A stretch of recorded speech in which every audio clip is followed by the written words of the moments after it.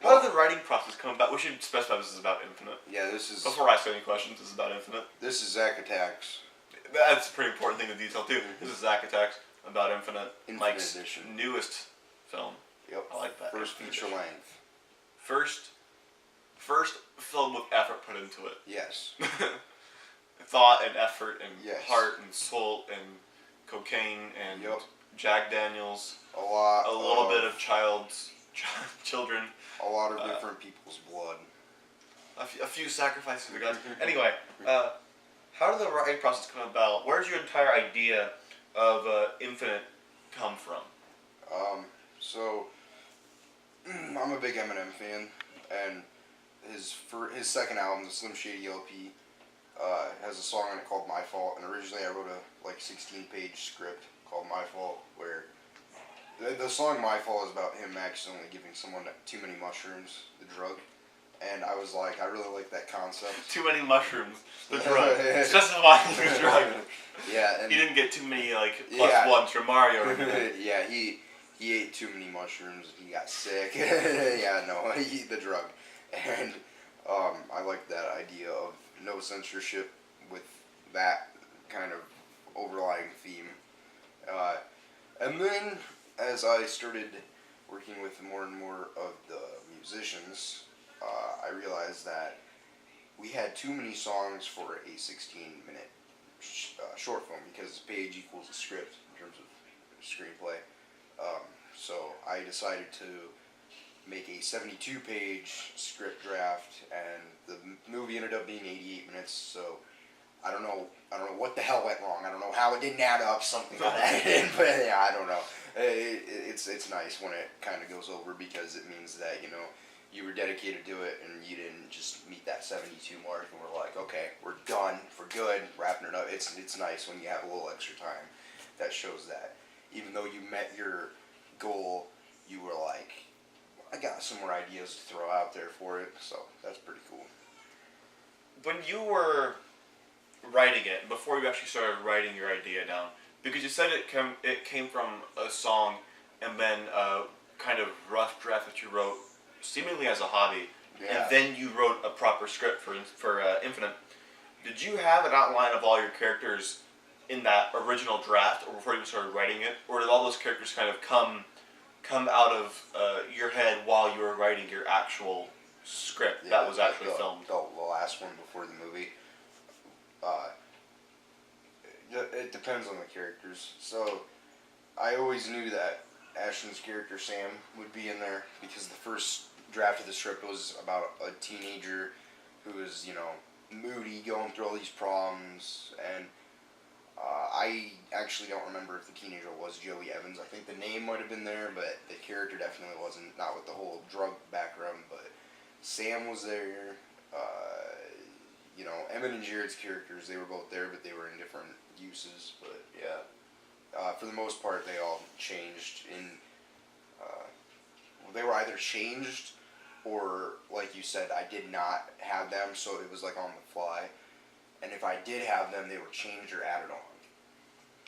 And that's very much, for those that don't know, kind of your writing style, isn't it? It's sort of, you have an idea down, then as you start writing it, even as I've noticed whenever we film together, the character changes drastically between whenever you go from head to paper to scene. Yeah. Even we've changed the entire character's plot in the middle of recording a scene and just gone with it. It's not even a process of you writing it down. It's more of how you decide to portray that character. Yeah. That creates that character. Is that very much how it was for Infinite too? Did you change the character based on how you portrayed them while filming, or did you stick to the script? Oh, we definitely changed the characters, but dialogue-wise, we stuck to the script with major elements of the dialogue, and then we added in stuff that we thought would be, real badass to say, because we get inspired by Breaking Bad and Walking Dead and early seasons.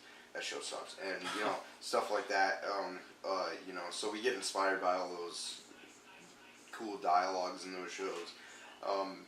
But what's weird actually is, for everything I write, I actually do have an outline where it's like who says what, when this happens, how that transitions into that, even down to the transition. And then in the script process, a little bit of that gets shaken, through the mixer, and some of the fine grains stay, and some of them move, and some of the bigger, rocks, they manage to get in there. But for the most part, it always changes. And like you said, then filming it from outline to script to screen, it changes even more. So I think that's the most inspirational thing you have ever said.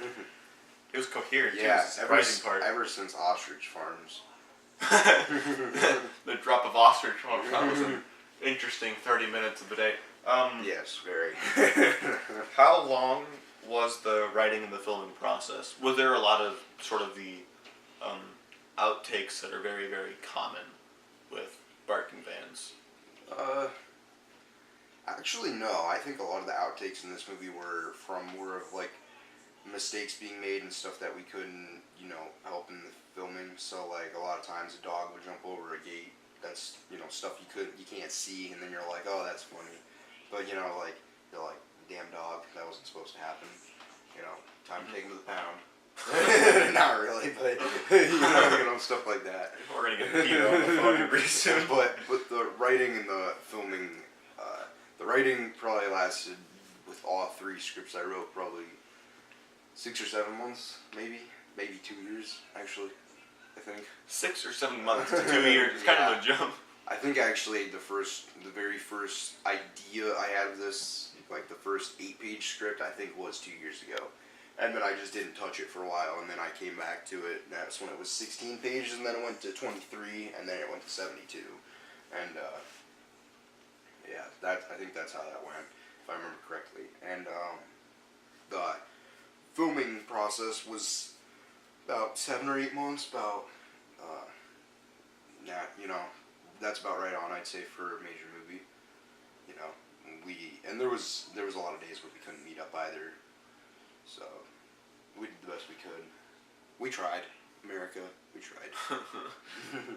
I forgot the question. What was your process on directing? It's interesting that you asked that. Actually, it's almost as if I kind of had an input on some of these questions. But anyway. Arnold, written by Michael. I didn't just show up at like 2:30.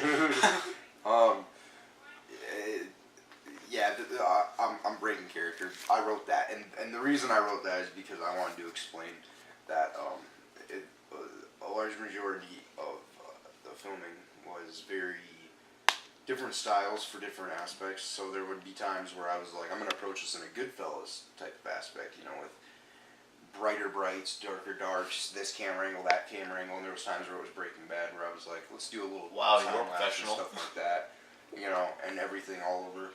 Camera woman's drinking water over there. Heavy drinker. You're fired. Yeah, water. But yeah, the filming process, the directing styles were all kind of like just us experimenting to see which one was best, and I feel like that's what's great about this movie, is that it's very experimental. Don't tell the company that. What company? Barking Vans. Oh shit. Jared! Oh no. I'm fired. Did the film teach you anything in terms of your artistic style or how you directed it? Really, you as a director and as like change. In my experience, having worked with you on making web series and things, we've never really done a professional grade sort of thing. Yeah. Our things have always been shorts and skits. And, and a lot of it's like funny, so we just and it's always ad-libbed and always improvised. We've never really followed a script. Yeah. The only time we ever did it was Bond v. Batman. So best movie of all time, I've heard. And critics say it's absolute shit. Anyway, how did it get a negative on Rotten Tomatoes? In terms of your directing artistic ability, because this is much more of a serious film and a proper film. It's not just improvised. Right. Improvised, yeah. It's not complete total wank of whatever we're trying to think at the time. I get what you're saying, Zach. It's not rubbish like everything else I've done in my career. Yeah. It's actually thought about. What did it, or did it, teach you anything about what you do? Taught taught me nothing, to be honest. It was great because, you know, like I said the last question, which I feel like was treading similar ground, very similar ground, to the point where I don't even want to answer this question. Like I said last question, you know, about like how we use different directing techniques and whatnot and different styles to experiment in the film. I feel like a lot of that transferred over to, you know, teach me these certain things. So now I could be like, you know, tomorrow I could be like, okay guys, we're making Goodfellas Part 2. Henry Hill broke out of jail and he's, you know, it's raining cats and dogs and, you know, there's this madman out there, he's a pirate, he got off this pirate ship and, you know, Breaking Bad gets involved. Walter White and Jesse Pinkman. Even the camera woman is like, what the hell is going on at the current moment in time? And I feel like tomorrow I could come up with this idea for Goodfellas 2, The Return of Jack Sparrow, in the process of Cloudy with a Chance of Meatballs while Walter White and Jesse Pinkman cook meth in a super lab, and I'd be like, I can do this, guys, because I did Infinite, and it was so experimental that, you know, like, I can achieve all of these effects. You know, I know all these styles, so I could do the camera work for them. You know, the lighting, I could do all that because I feel like this film taught me. You could do so well, but you could combine the madness of Goodfellas with the animation of Cloudy with a Chance of Meatballs! With the completely different time period of Pirates of the Caribbean. Yeah. That's our next movie. If that... Oh, also, while we're on this page, let me take a minute to... we're on this page. One page. to announce Barking Van's new critic review system, Fresh Potatoes. Welcome back to Zach Attacks, where Mike is in the process of attempting to kill me. The film relies heavily on music. And you specified in that first question that music was a very heavy influence in the actual story and plot of the film. Yeah, with and like Eminem. Disclaimer, I haven't seen Infinite yet. We're recording this the day after the film dropped. Yeah, Zach works a lot. I have not yet seen the film, and actually I was not even involved in this film. I didn't even read the script. I was waiting for this to be a surprise. He was supposed to be, but I was moral support. Yeah. I just heard Mike tell me about it every single night. The music having a heavy impact on the story. What was the entire thought process behind that, other than obviously it is pretty much the driving point of the plot?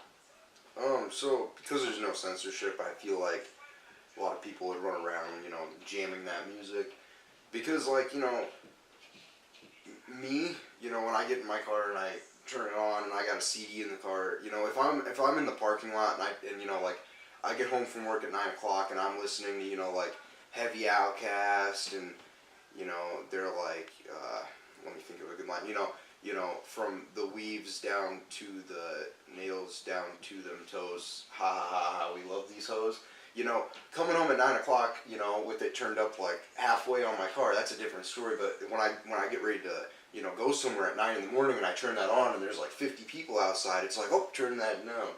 You know, I don't want to hear people talk, you know, hear people hear that I love these hoes, you know. Hear people hear that. So, I guess what I'm saying is that, like, you know, I felt like in this movie, in this world where there's no censorship, you don't have to worry about who hears what songs you're listening to or when, so I wanted a bunch of music to be playing. And it's also, you know, it gives it that music video type feel, you know, where 1 second there's story and then bam, it's way, you know, weird and you're like, what's going on? Why is this song playing for so long? And I really like that aspect. Plus my character was addicted to music. And of course, I gotta give a shout out to the amazing musicians that took a part in creating the soundtrack. I wanted to feature a lot of their songs too, and a lot of them, unfortunately, I couldn't fit into the film, and, you know, whenever I did, it was like, you know, I can't even play the whole fucking song, you know, but you guys all did a good job, you know who you are. He's got 88 minutes, but songs are all. Yep, exactly. That's the only reference I can make to pop culture.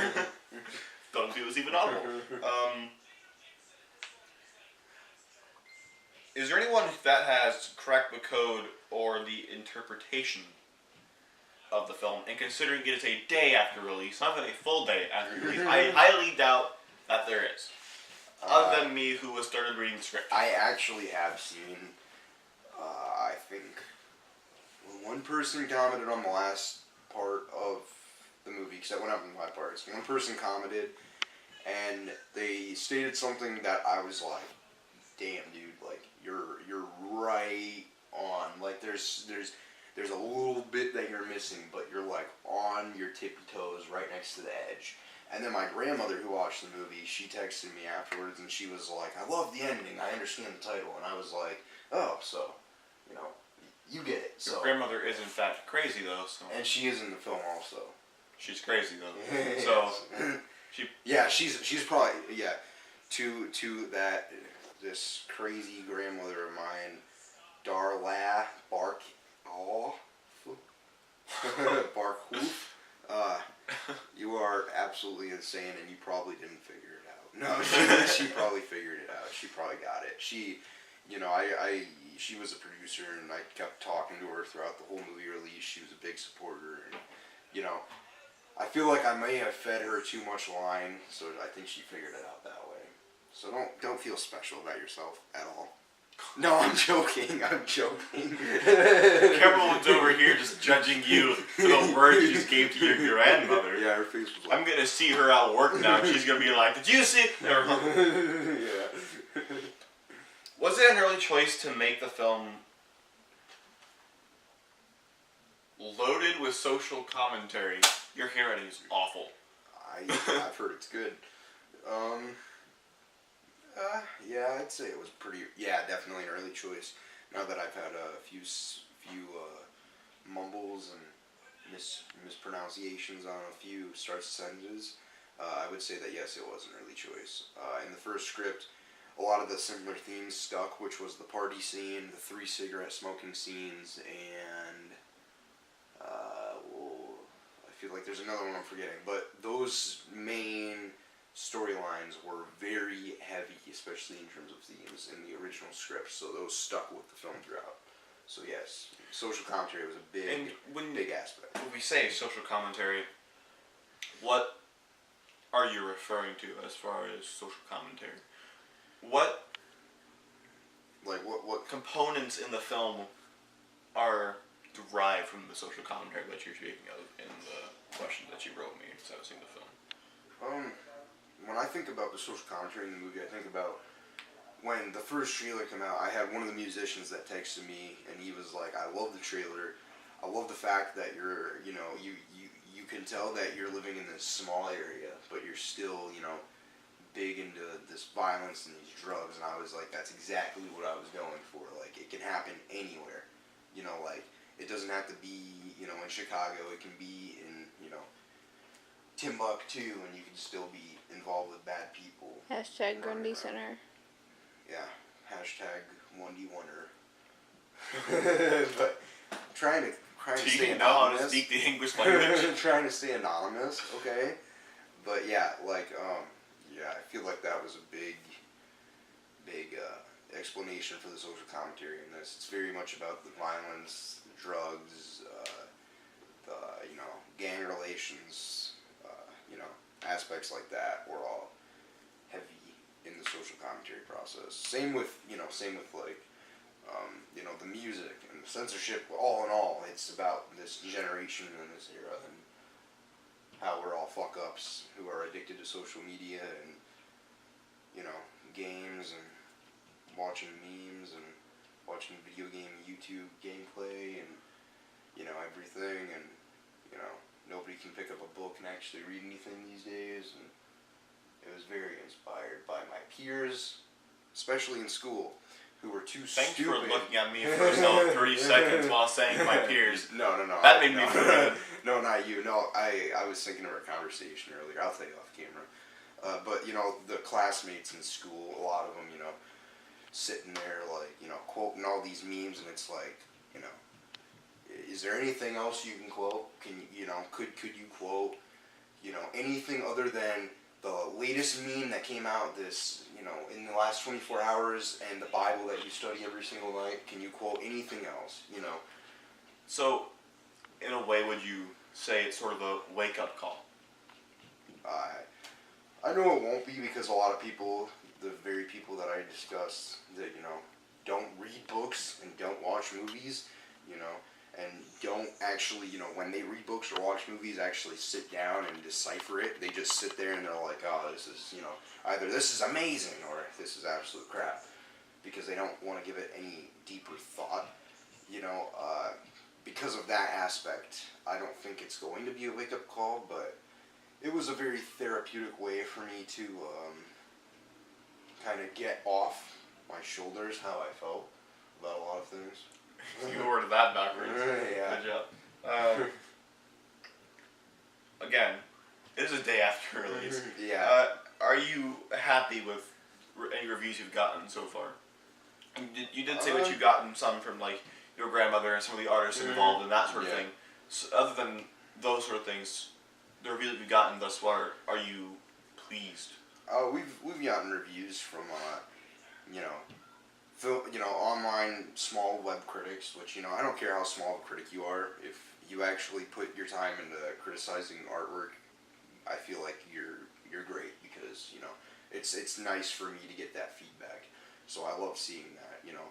I've gotten feedback from family, friends, longtime viewers from back when I was drawing cartoons in 7th grade and putting them up on YouTube.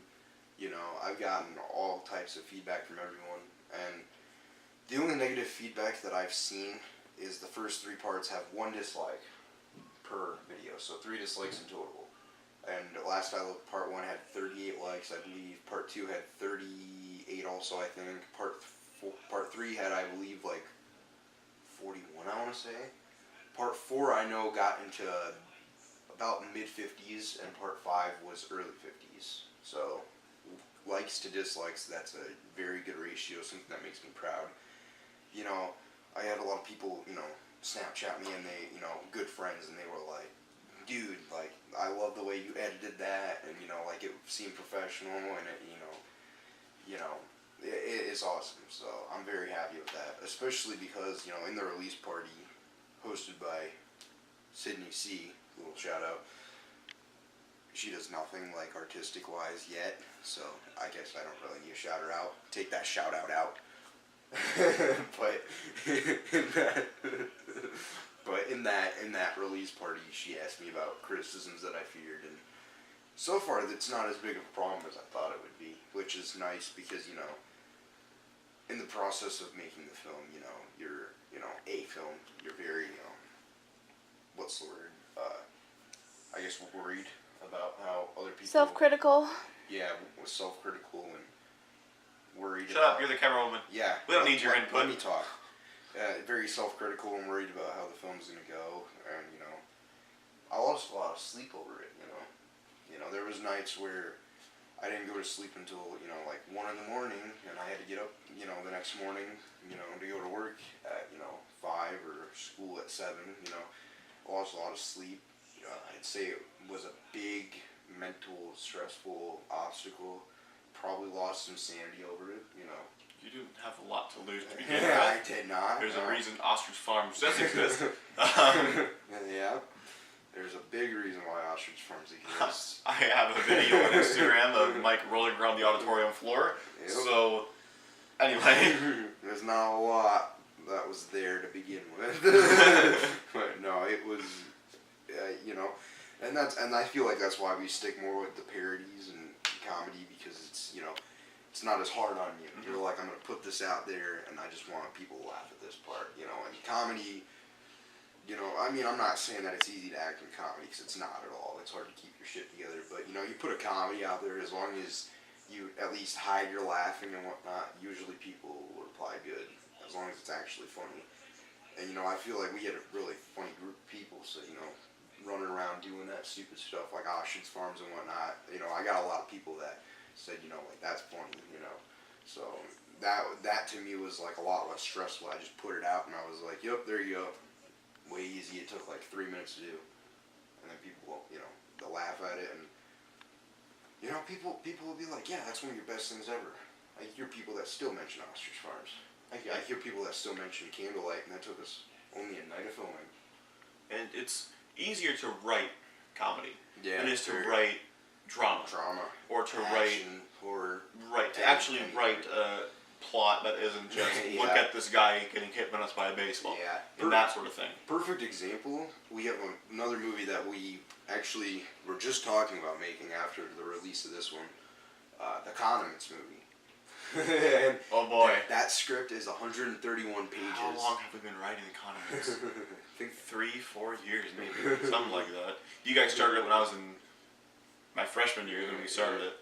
3 years almost. Yeah, and it's 131 pages. And this one was only 72 because comedy writes itself. Right. You take off and you're like, oh, that's funny, keep feeding that. You know, keep feeding that line through.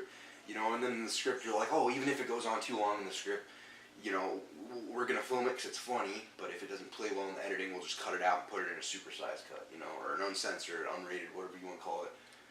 You know, but drama, you're like, oh, you know, this is going to go on for too long, that's going to go on for too long, how are people going to react, are they going to understand this, is this going to be too hard to film because we don't have it in the budget, you know. And with drama, I'm now answering your question for you, but with drama, trying to balance that timing. Yeah, like the drama, the comedy, the comic relief, all that. If you have a comedic drama sort of film, or you have a moment where it's an awkward moment, but then that awkward moment goes on too long, it turns into comedy. Yeah. You can't do that in drama. Mm-hmm. And was trying to get timing right in Infinite a problem, or were you able to do that without much issue? Actually, it's ironic that you said that, because back to the question about the reviews we've gotten, in one of the parts, one of our friends commented, and he was like, I really like how, you know, even though it was really serious, there was still a little bit of comedy, and I was like, ironically enough, that was something I was worried about, releasing the movie. I'm sitting there editing it, and I'm like, this part's so funny, but it doesn't fit right to me, you know, and it's like, you know, almost like we had to go back to the drawing board, but we go back to the drawing board and we're like, there's no way to time this right. There's no way to kick it from this part to this part. There's no transitioning. So it's like, I guess go with what we got because it's gold. You don't want to lose it, but. So to kind of try to wrap up this whole Zach Attacks Near Infinity, as we have literally just named it. Just now. Yeah. Like monkey with a toolbar and a wrench. Stop. Hammering them together. Okay. Now that you're done with Infinite, which was sort of your pet project, your baby, so to speak, of the past. I dropped it on its head a lot. Now that you're done with that, have you started writing or started filming or production of any sequels or any upcoming projects that you have planned? Or anybody in Barkhoff Bands that you're involved with, do you have any upcoming projects as far as you or in the company or anything that you can tell us anything about? I can tell you right off the bat, I already answered this question for Sydney. No, there's no sequel, not yet, so no. How would you title an Infinite sequel? Infinite, the double. Infinitor. Double Infinity. Finite. Finite. Yep, finite. Fine. That'd be a prequel. Fine night. No, I haven't started a sequel. I've had thoughts of one, but the thoughts of mine would not correlate with the first movie very well at all, so I don't think that I am going to do it, but if I do, it'll probably be in a short film, a TV series, or a movie. As for other projects, we have started filming our second movie, which is titled Twisted Sibling, based off of a short story by Shelby Coy.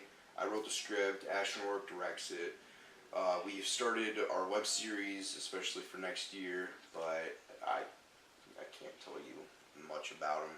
We will be announcing a lot of them very soon. Alright, and then finally, that final scene that we see in Infinite. Well, I say we see, I have not seen it, I will see in Infinite.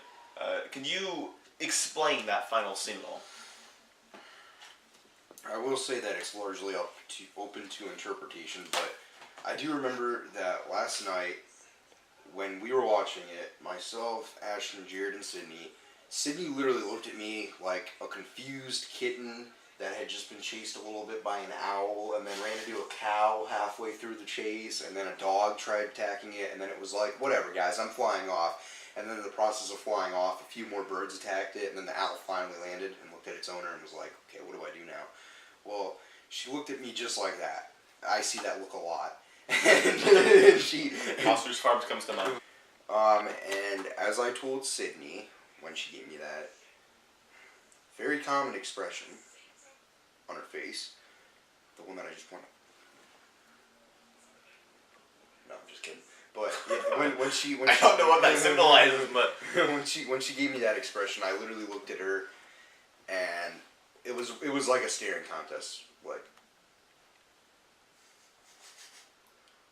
And then Jared was like, "Do you get it?" And he was like, eh? And she was like, "No, I don't get it." And then me and Jared had a tag team, the explanation, and Jared was like, "Everything you just saw didn't happen." And I was like, "You've been pranked." And I was like, "Yeah, nothing you saw just happened." That was in his mind. That was, okay, let me reword. There's I think 2 theories that I've heard on the ending so far. One of them is that the last part of the movie does not happen because the last part, part 5, the whole part, because at the end of part 4, you know, he basically gets away with murder, and in part 5, that's like too easy for him to get away with all that. So I've heard a lot of people say that that's his dream, how he'd like to get away with it, but it didn't actually happen.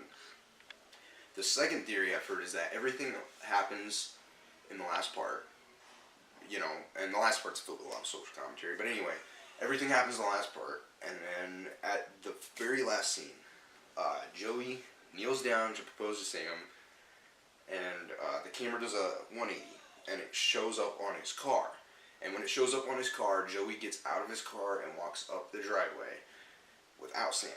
And Sam's not on the porch, she's not in the passenger seat, she's nowhere to be seen. And that's because of the fact